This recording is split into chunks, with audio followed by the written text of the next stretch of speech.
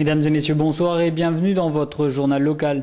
À la une aujourd'hui, Hervé Brisé, porte-parole des SDF sans frontières, vient d'être expulsé de son squat rue des Potiers. Expulsion toujours, nous reviendrons sur la situation des Roms dans la Ville Rose. Une Ville Rose bien trop sale selon la municipalité qui lance un plan propreté de 3 millions d'euros. Et enfin ce matin, Anne Cressac présentait la nouvelle saison des centres culturels toulousains. Nous y reviendrons à la fin de ce journal. Et on commence tout de suite ce journal avec une nouvelle expulsion pour Hervé Brisé, porte-parole des SDF sans frontières. Après celle du 42 place Anatole France il y a quelques mois, c'est aujourd'hui au 29 rue des Potiers qu'un huissier de justice accompagné des forces de l'ordre a profité de l'absence de l'intéressé pour murer le bâtiment et saisir ses affaires. Un huissier qui agirait dans l'illégalité selon le membre d'SDF sans frontières qui s'est rendu dans ses locaux vers midi. Hervé Brisé, qui a fait une demande de délai, doit être entendu par le tribunal le 29 septembre prochain. Il nous explique les relations qu'il entretient avec cet huissier, avec le préfet Dominique Bure, et nous parle de son projet culturel. Le projet l'intéressait, il n'y voyait pas de mal. Alors soit il a subi des pressions du rectorat, certainement, mais il aurait au moins pu me passer un coup de fil. Je lui aurais au moins ouvert la porte et on aurait pris nos affaires. Au lieu de tout casser. Et vous savez combien ça coûte aux contribuables, ce genre de plaisanterie? Sachez quand même que depuis le mois de juin, que j'occupe 720 mètres carrés tout seul, on m'a jamais coupé l'énergie.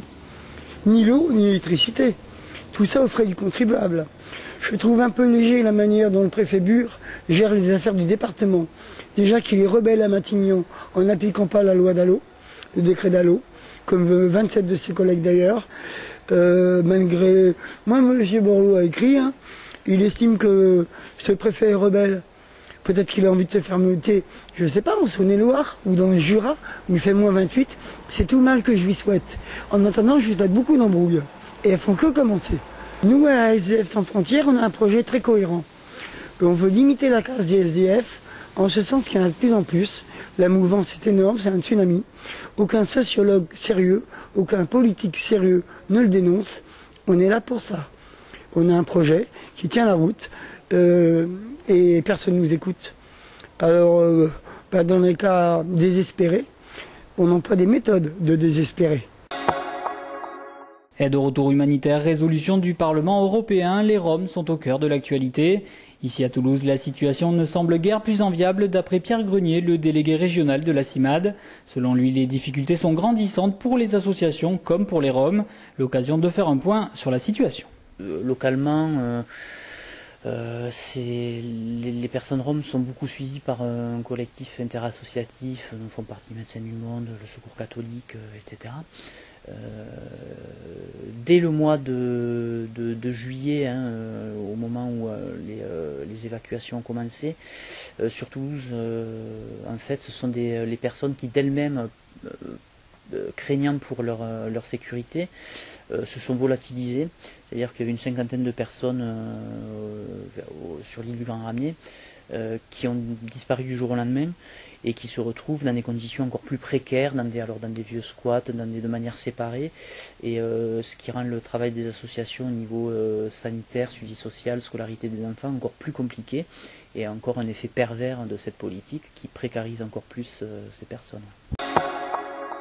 Relevons le défi de la propreté. C'est avec cette phrase que la mairie a lancé un nouveau plan d'action sur la Ville Rose. Mise en place de sanctions et la création d'un système d'alerte nettoyage sont quelques-unes des 100 mesures annoncées. Plus d'explications avec Alexandre Martiel, adjoint au maire en charge de la logistique municipale. C'est d'abord des moyens financiers qui sont mis en œuvre. Ensuite, c'est des stratégies, donc on l'a vu sur les moyens financiers concernant l'acquisition de corbeilles supplémentaires, 100 corbeilles par an, le doublement des sanitaires, enfin un certain nombre de choses qui nous sont demandées naturellement et légitimement par les Toulousains. Ensuite, c'est, je dirais, le redéploiement de nos services en termes de stratégie pour précisément agir au bon endroit au bon moment. Et ensuite, je dirais, c'est une sorte de travail minutieux, me semble-t-il, de fourmi auprès de tous les partenaires et de tous ceux qui agissent à la fois dans le maintien de cette propreté ou parfois qui peuvent être acteurs de la salissure de cette propreté. D'où un certain nombre de conventions que nous avons engagées avec un certain nombre de partenaires et d'où, je dirais, un travail de fond, par exemple, que nous faisons avec les concessionnaires dans l'amélioration et le rafraîchissement des coffrets, tout simplement. La multitude de coffrets qu'on trouve dans l'espace public mérite notre attention. Les cabines téléphoniques qui sont suraffichées, taguées, etc. méritent certainement la suppression au vu de leur utilisation qui est zéro. Voilà. Donc c'est un certain nombre de... Enfin, la question de la propreté, ça ça recouvre beaucoup d'actions. C'est pas un hasard s'il y a une centaine de mesures, c'est vrai au départ, même si nous en avons épinglé une douzaine de manière un peu plus significative, forte.